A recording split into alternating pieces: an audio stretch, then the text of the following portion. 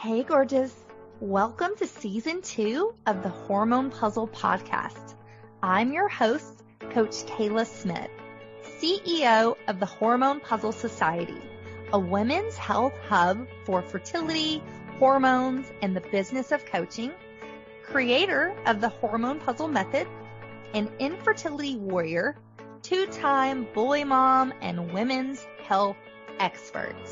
This podcast is for women struggling with infertility, painful periods, terrible PMS, or really just any symptom of hormone imbalance that they are ready to eliminate for good. Tune in weekly as we interview amazing experts in the fields of women's health, breaking down those hormone walls, nerding out on nutrition, and having way too much fun.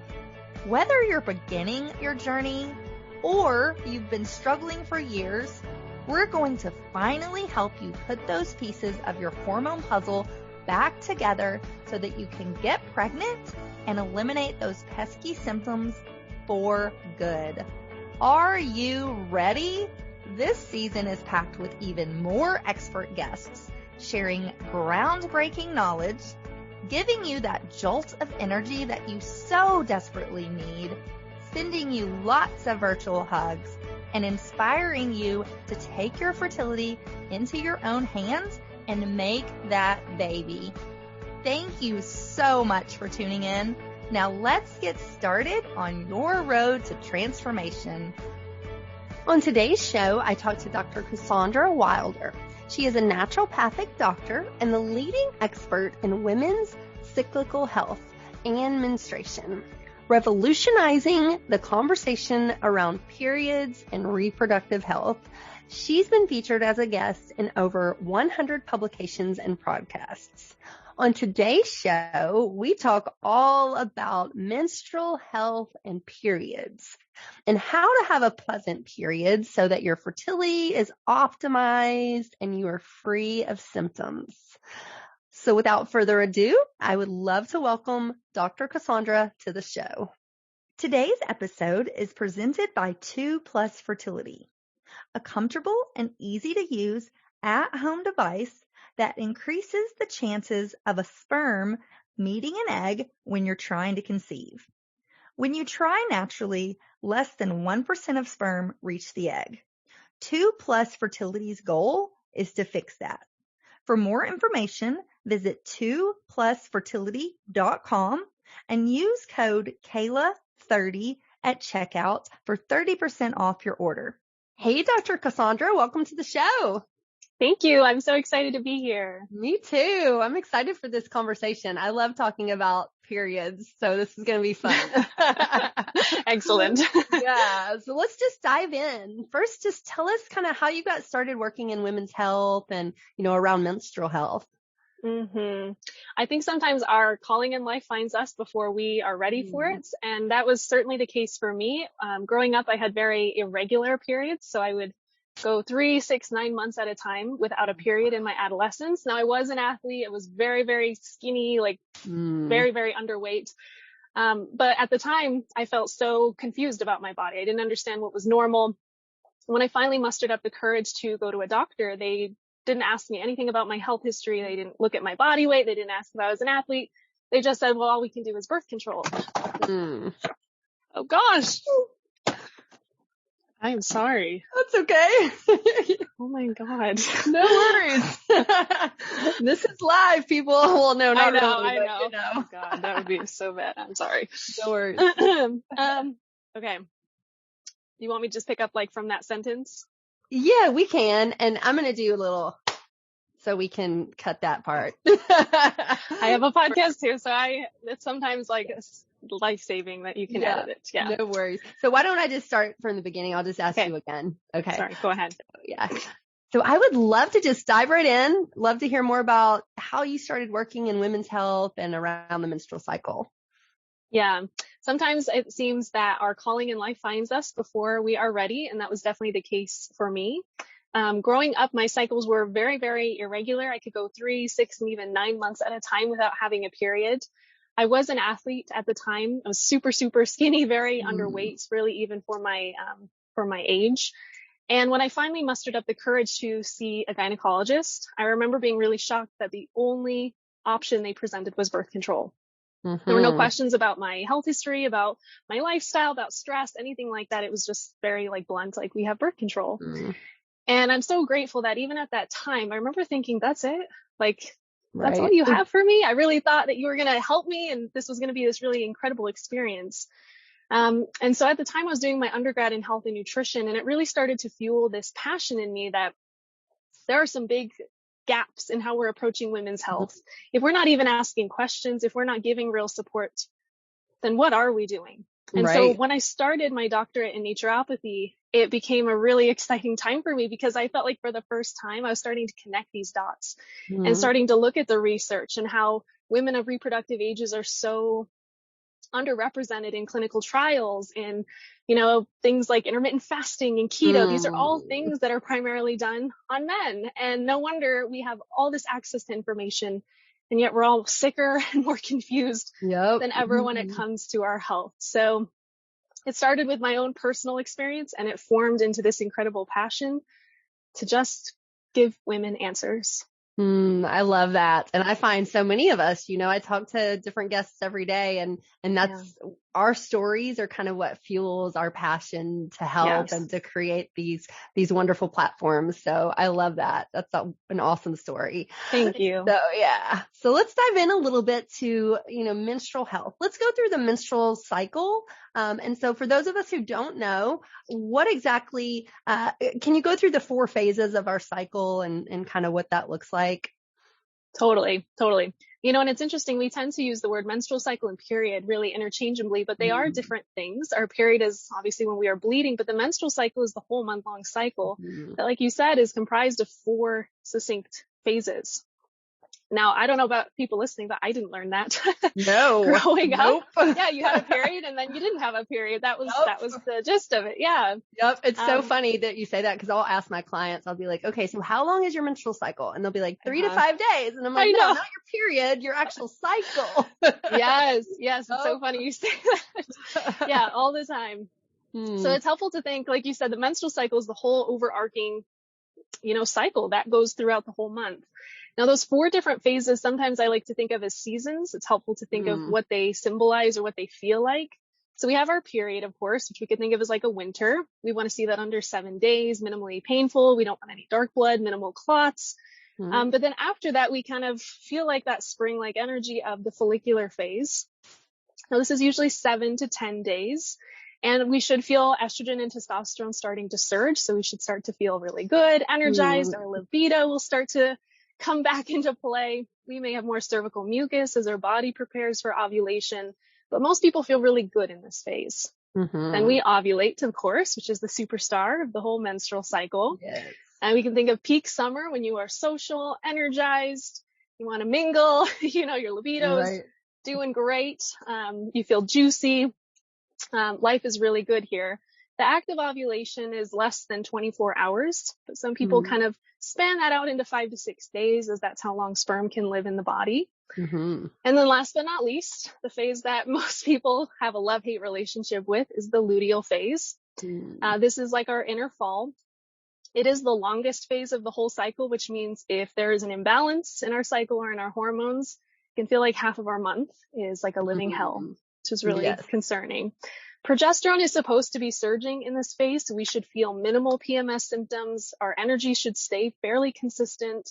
You know, we are going to start to feel more introverted and less energized, but not to an extreme point. Those are the 4 phases. Yeah, and I love it. Plugging in the seasons is a really helpful way to understand how you feel, and that there is permission to change and be cyclical. You don't have to be in ovulation energy all month long. Right. I love that. And I love teaching this as well. And when I, you know, when a client gets that aha, like, oh my goodness, it makes a lot of sense. This is almost like intuitively, you know, living and doing lifestyle things that flow with my cycle. It's almost like I need to be doing this anyways, but I've been pushing against it for so long. I didn't realize. So I love that. Yeah, it's life-changing. Yes, for sure. So let's go back and talk a little bit about birth control. You know, you said that was kind of like your prescription. So why is that not the best fix for our periods? Ooh, what a rabbit hole to go down. Yes, I know. There's a lot to say. Yeah. Well, so just before I go into that, there was a conversation I had about a week ago with a new patient, and she was telling me that she was put on birth control at a very young age, but that she was reassured by her physician at the time that this would fix everything. It would fix her hormones. It would cure her period problems. It would fix all of her acne, her pain, that it was amazing. It was this incredible cure, and just come back in 10 or 15 years when you want to have a baby and we'll be good. Oh. And she just looked at me and she said, Cassandra, I just feel so gypped. I literally believed that for the majority of my life. And maybe people listening feel that way too, you know? Yep. I always think if only there was a pill that could just fix everything. Right. But birth control is not that. It is not a genuine fix. It is a suppressor. It hides these symptoms. And the most concerning thing is that most of these hormonal birth controls work by turning off the act of ovulation. And while we don't talk about ovulation nearly as much as our period, it's a pretty scary thing to think about turning off this vital function. I also heard this recently, and I loved it, but they said birth control is the first medication that turns off a perfectly healthy function and makes it unhealthy. You know, most medications are supposed to kind of help an imbalance. This one creates the imbalance to start with, isn't it? Yeah, so crazy. Ugh. There's Makes a lot. Me so mad. I'm like, why are we doing this to our young girls? That's the thing. You know, I can't believe how many 13, 14-year-old little, you know, literally like little girls are put on birth control. And the scariest part of all this to me is just the lack of informed consent. You know, I often say if we were all sat down at that young age and told that, yeah, this might prevent pregnancy, it may help with some of your symptoms, but you do need to know your risks are higher in this area. You are going to be losing very essential nutrients. You know, you're not going to be making your own hormones. We don't really know what this does long-term for fertility. Do you still consent to this? How many of us would have been like, oh, no way. Well, maybe not. Is there another way we could do this? So the lack of informed consent at the end of the day is the most concerning part, because if someone knows everything and thinks that's the best choice for them, you know, there's nothing we can say about that then. You know, you made an informed decision. But when you're putting 13-year-old kids on birth control that have no idea what they're consenting to, that rubs me the wrong way. Me too. And that's why I'm so glad we're talking about this, because all the, you know, mamas that are out there, they need to know this. Like, if you have a daughter that's struggling, do not put her on birth control. Like, there's other ways that we can fix, you know, whatever ailment you're trying to fix with birth control. Exactly. So. See, I feel like we need to rent a billboard and put exactly. Put that up there. Yep. Well, I always say I want to go back to like 7th grade and teach health ed the way it should be taught. Yes.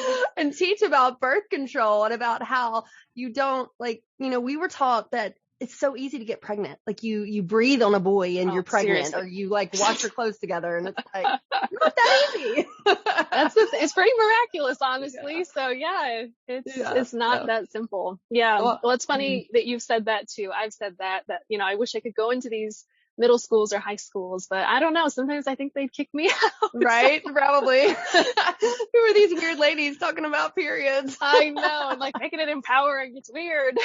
Yeah, for sure. Yeah. Well, let's switch gears a little bit and talk about hormone imbalance. And what are some signs that maybe we're experiencing some hormone imbalance? Oh my gosh. Yeah, there's quite the list, but I think some of the most common ones are severe PMS or even PMDD, where we feel like half the month we are not ourselves. Unexplained weight gain, especially in the midsection. If we're seeing cyclical or cystic acne on our face, if our hair is thinning or falling out, we're experiencing signs of hirsutism, where we've got some little facial hair, chest hair starting to come up, which I think as a woman is probably the worst symptom we can experience. You know, it's very, very, it doesn't feel good. No. If we're seeing changes in our cycle, like our period is missing, or it is very long, it's very heavy, it's very, very painful, any kind of extreme sign with the period. If we are not ovulating, so we feel like that surge is not happening throughout the month, that's surprisingly common to have anovulatory cycles. But I mean, the list goes on and on with fatigue, with, you know, depression, anxiety. Really, any kind of an extreme symptom at the end of the day can kind of be funneled back into something not going right in this grand orchestra of our hormones. And do you recommend that we get our hormones tested, or what do we do if we're having these symptoms? I wish that everyone could get their hormones done, checked once a year, just so we could be proactive and preventative when it comes to all of this. I can't tell you how often someone will start working with me. We finally get a hormone panel done for them. I specifically really like the Dutch test, which is a home urine test. But with estrogen, for example, we can see where the estrogen buildup is happening. It's not just your estradiol. It's, it's kind of like a cool, complex thing. Yeah. But, there's certain forms of estrogen and that detox where it's more prevalent in causing cancer. It's more prevalent in causing growths like fibroids and cysts. And I always think how amazing. You don't have these severe symptoms yet, but we can see that we're moving in that direction. Maybe in 5-10 years, it could turn into that. So in terms of prevention, it's fantastic. And it's sad to me how often people go to their physician and request hormone labs and it's denied. That's a whole other thing, I'm sure you hear that too. Yes. Yep. And we actually offer hormones here. We offer at-home hormone testing with a company similar to Dutch. But no kidding. Yes. So many people will tell me like, well, I had my hormones tested and they were normal. And I'm like, okay, well, can I see them? And then I look and then I'm like, okay, these are not normal. You're subclinical here. And this might be why you're having these issues. And so I agree. It is so important to get those hormones tested, kind of know where you're at. Don't just guess. And, for those of us listening, if your doctor says they're not going to do it, then find a different doctor, find a naturopath, find a, holistic physician, somebody that will listen and will do it. Yeah. That's the thing. We need to remember doctors work for us. So if they're not working for you, then fire them, move on, find someone better. I say that all the time. They work for you and you better advocate for yourself for sure. Yeah. But, I think it's our culture that teaches us, we see them as they're greater than us, or we put them on this pedestal. And so we feel like we don't want to offend them, or, it's a very complicated thing. Right. And it's really a female problem we have where we struggle with speaking up, saying no, asking questions, and like you said, advocating for ourselves. For sure. I love it. Well, we're going to take a short break. We're going to hear a word from our sponsors, and we're going to come right back and we're going to talk practical tips on how to optimize our bodies so that we have pleasant periods with little symptoms. So we're going to do all of that. And when we come back. Hey y'all, it's Coach Kayla here. I hope you are loving this episode as much as I am. We will be back in just a minute, but first, a word from our sponsors. Happy to share the sponsor of today's episode, TwoPlus Fertility, which was designed to help solve the issue of less than 1% of sperm reaching the egg when you're trying to conceive at home. Comfortable and easy to use, each device, which is as seamless as using a tampon, can be used up to 4 times a month. It's soft and comfortable, drug-free, and made of 100% medical-grade silicone. TwoPlus believes that every drop counts and encourages users to insert TwoPlus Sperm Guide before sex in an effort to stop sperm from flowing back out of the vagina post-sex. TwoPlus wants to bring as much sperm to the right place in the vaginal tract and create an experience that can be tried from the comfort of your own home or hotel room. Learn more about this product, which can be discreetly shipped to your doorstep by visiting twoplusfertility.com. Available in the US, the UK, and Singapore. And don't forget, use code Kayla30 at checkout for 30% off your order. Welcome back, Dr. Cassandra. Hi. Hi. All right. Let's talk practical tips. Now, what should somebody be eating to optimize their hormones and their cycles? It's a juicy question. Yes. At the end of the day, the most important thing is keeping blood sugar in mind when it comes to hormone balance. So if anyone listening is still doing intermittent fasting or at least, skipping breakfast, waiting till 11 or 12 because they're not hungry anyway, that needs to stop immediately, especially if you have something like PCOS or something where there may be an insulin issue already. Fasting is going to be the worst thing you can do. So in terms of food, one of the best tips is just eat within 30 to 60 minutes of waking, even if you're not hungry. If you're waking up without any hunger, that can be a key sign that your body's running on stress hormones. So that's interesting to note. Your body and your liver should be burning that glucose all night. And so if you're not waking up ravenous, something to explore, certainly with a practitioner. But eating something high in protein, fat, and fiber, ideally, is key. So don't skimp out on the fat. If you like butter or ghee, load up on it. If you like Alaskan salmon or grass-fed beef or something, amazing. And then for fiber, thinking of some sort of a complex carb, whether it's a vegetable or a grain, is ideal. For people that are struggling with their hormones, usually I have them eating every 3 hours, which seems like a lot to a lot of people, especially, I know I dabbled in intermittent fasting, keto, paleo. I mean, probably anything you can imagine. Yeah. I tried, because when we're in this realm, we tend to kind of be our own guinea pigs. And in terms of metabolic health, metabolism, a few things are as disruptive as especially intermittent fasting or removing total food groups like you do with keto, for example. And then especially if someone has very painful periods, that can be indicative that their prostaglandins are high, and those are natural hormones that are supposed to cause your uterus to contract during your period and during ovulation. But if there's too many of them, our periods are horrendous, and we can even have ovulation pain, which is less common, but some people, are laid out during ovulation because it's so much cramping. That's usually a sign there's too much inflammation in the body. So we have to look at food. What are we eating that is driving this inflammation, and what can we add in to support that? So extra ginger or turmeric, more foods rich in antioxidants, more green things can be really helpful in the long term. So blood sugar is the main thing. Looking at inflammation. At the end of the day, I'm not big on removing food groups. I think that usually we just need to add in more. Restricted eating is kind of traumatic for a lot of us that lived through the 90s. So, right. It's just kind of not my favorite thing. But I think that also gives people more freedom to focus on the core pieces of food rather than, all the little nuances like, does this have soy or dairy or whatever in it? For sure. And that's what we advocate for here, is just balanced whole food nutrition, eating things that are found in nature, not in a package. And definitely the meal timing is important. Every 3 to 4 hours is what I recommend. And what do you think about overnight? How long should we go overnight? Like, when should we stop eating dinner or, finish our dinner? And then when should we eat again the next morning? I think you said between 30 to 60 minutes, but can you kind of talk about what that timing looks like? Well, especially if someone knows they have an insulin sensitivity, or they know that their body is definitely in an imbalanced state. A lot of the times I have people eat a snack before bed. So maybe they eat dinner at 7, and at 8:30 they're eating some pistachios and, raw cheese or prosciutto, or I don't know, something to get them through the night so that their body again is not moving into that starvation mode and starting to increase cortisol.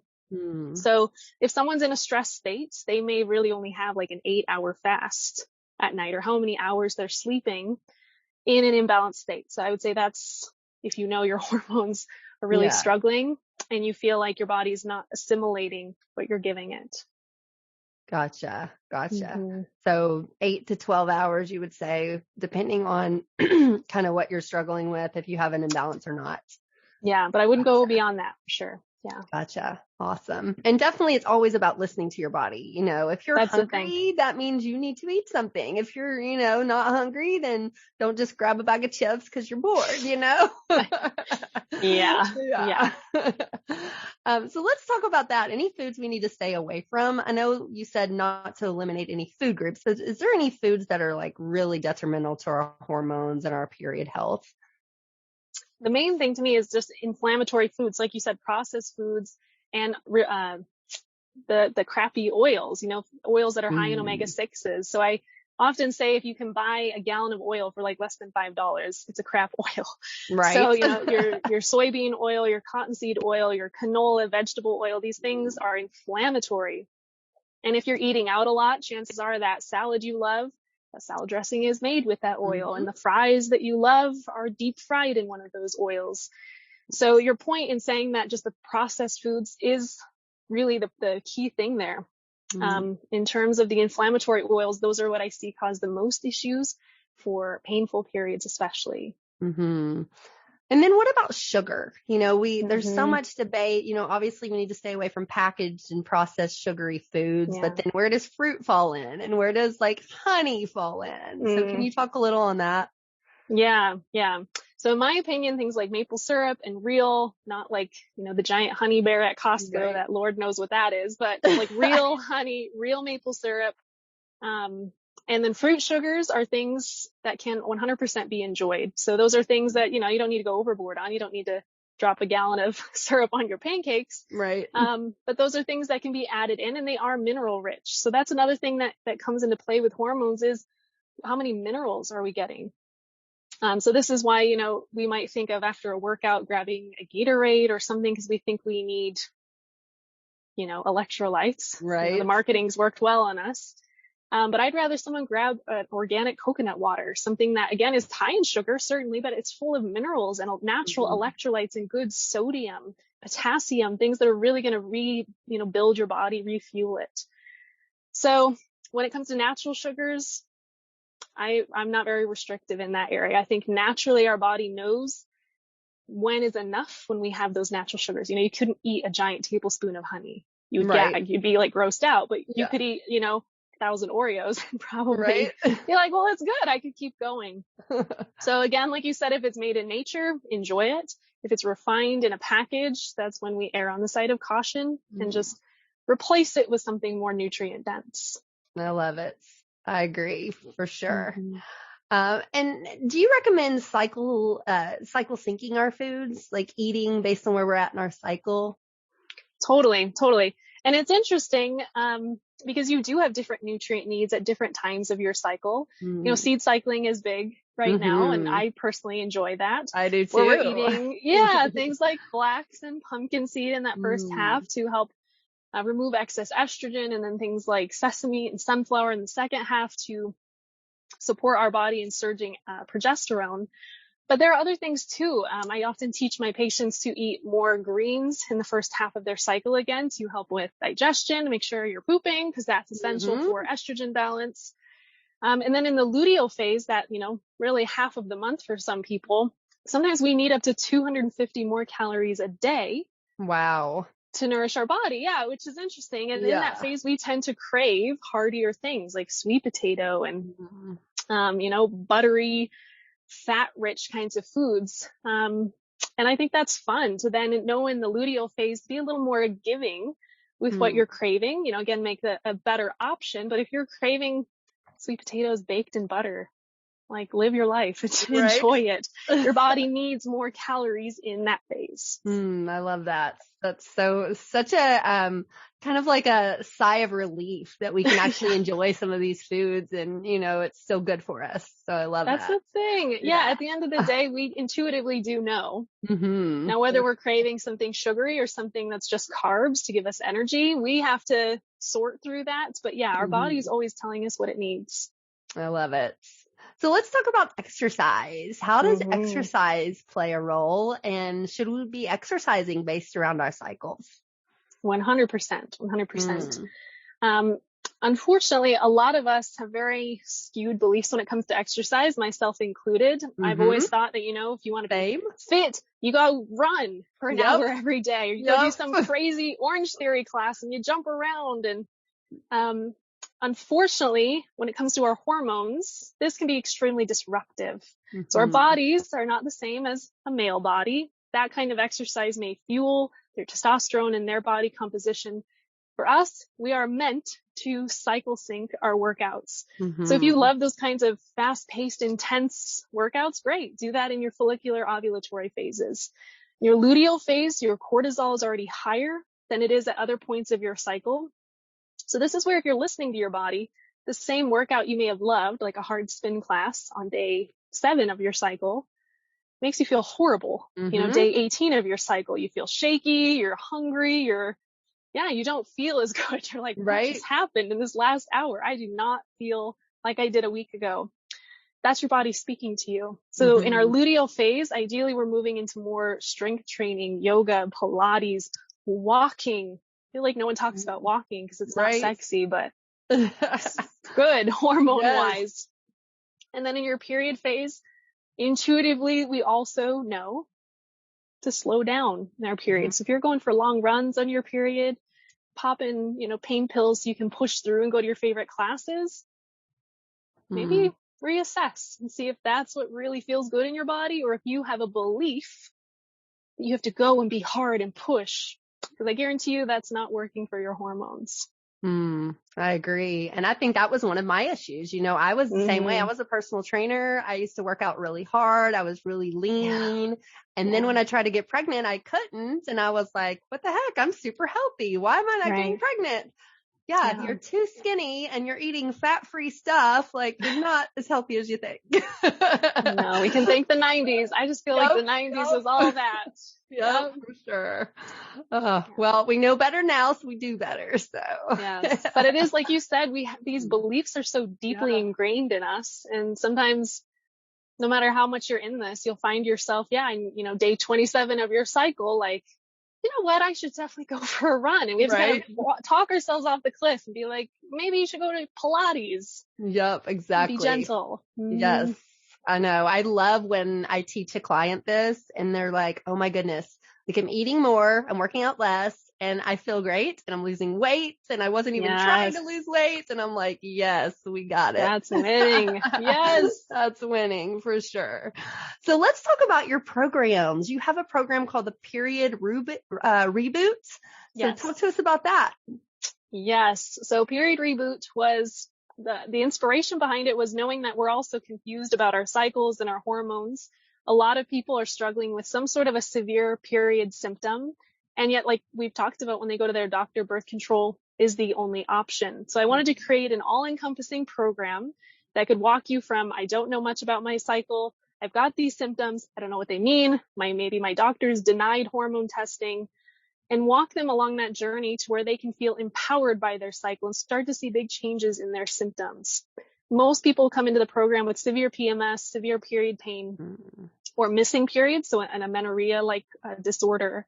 It's pretty amazing. Generally, within 3 months, they see a massive transformation in their cyclical health, and also feel that empowerment. So they know how to balance their body after birth control and start cycle tracking, as well as an effective form of contraception if they choose. I love that. That's amazing. And so talk to us about where we can find that. How can we enroll if we want, and where can we find you? Yeah, so it's on my website, CassandraWilder.com. There's Period Reboot. There's info to work with me one-on-one. And then I'm most active on Instagram. I'm the menstruation queen on Instagram. So if you like learning about your body and busting these interesting myths we all have believed about our bodies, our cyclical health, and our hormones, come hang out with me on Instagram. Oh, I love it. And we'll put all that in the show notes. And I love Instagram too. It's my favorite little playground. So fun. Amazing. So do you have a freebie for us? And if so, tell us about that. I do. I have a free period bundle. So it's a helpful starting point if you're wanting to learn how to support your cycle. There's 5 key tips to balance your cycle. There's my free tea bundle. You'll also learn about these 4 phases of your cycle. So you'll feel empowered enough to go to your doctor and be like, well, in my follicular phase, I feel this. You'll really be able to advocate for yourself. But that's on my website, CassandraWilder.com/free bundle. I love it. Well, thank you so much for that. And thank you for being here, Dr. Cassandra. It's been so fun talking to you and getting to know you. Thank you. My pleasure. Thank you so much for having me. Yes. And before we close, any final thoughts, any words of encouragement, or anything you want to leave us with? Yes. Permission to lean into your cyclical nature. So being feminine or having a cycle is not a limitation. And while it may feel like that sometimes when our symptoms really flare up or we feel like something's going on with our hormones, it really is our superpower at the end of the day. So let yourself be cyclical, let yourself change, let yourself enjoy the ebbs and flows that comes with being cyclical. And remember that your body is speaking to you. So if you have symptoms that are arising, write them down, track them, and find a practitioner that will listen to you. Amen to that. I love it. Awesome. Well, thank you so much again. I loved our conversation. So thank you. Me too. Thank you. Yes. And thank you, ladies, for listening to the Hormone Puzzle podcast. Until next time. Bye. Don't forget to check out today's sponsor, TwoPlus Fertility. a comfortable and easy to use at-home device that increases the chances of a sperm meeting an egg when you're trying to conceive. Visit TwoPlusFertility.com to order yours, and don't forget to use code Kayla30 at checkout for 30% off your order. Hey, hang on just 1 second before you go. I want to make sure that you are aware of all of the amazing free resources that I have for you on my website at CoachKayla.com. From a fertility meal plan, a cycle syncing quick start guide, a holistic healing cookbook, as well as master classes, blog posts by me and some amazing experts in the fields of fertility, hormones, and nutrition. So many wonderful resources that will help you on your journey. And I wish there had been something like this when I was going through my 2 years of infertility, but there just wasn't. And so that's why I decided to create all of this for you. So make sure that you go and check it out and you take advantage of this plethora of support that I have provided for you.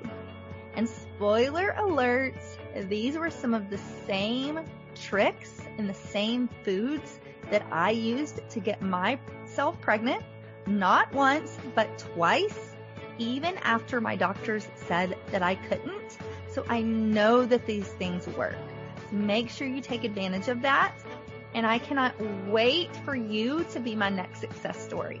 So thanks, love. See you soon. Thanks for tuning in today to the Hormone Puzzle Podcast. Check out the show notes for today's episode at CoachKayla.com. If you like what you hear, please subscribe and leave a review. Thanks for hanging out with me, and I'll see you next week.